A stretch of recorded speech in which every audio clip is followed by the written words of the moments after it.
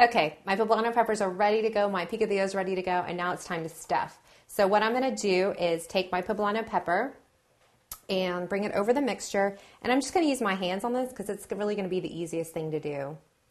And I'm going to fill the mixture with our picadillo mix. And it smells awesome. And I just want to make sure that it gets all in the little crevices. The one thing you want to make sure of is that you don't overfill it.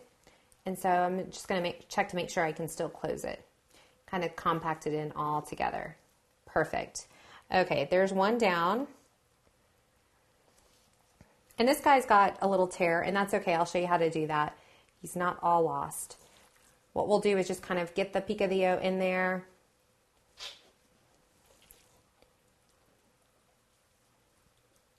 Get him in the little corners here.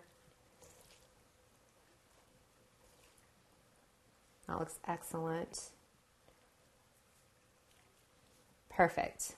And all I'm going to do, since it's torn on the other side, I'm just going to set it down and be careful so it doesn't come apart on us.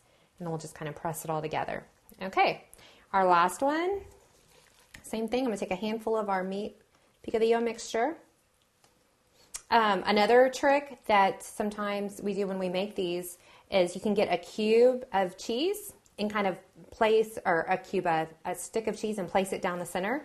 So when you cut into it, the cheese oozes out, and it's really, really good too. So that's another option for you to kind of surprise your guests.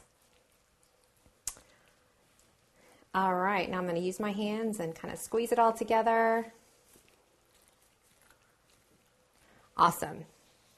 And that is what the stuffing part of this looks like.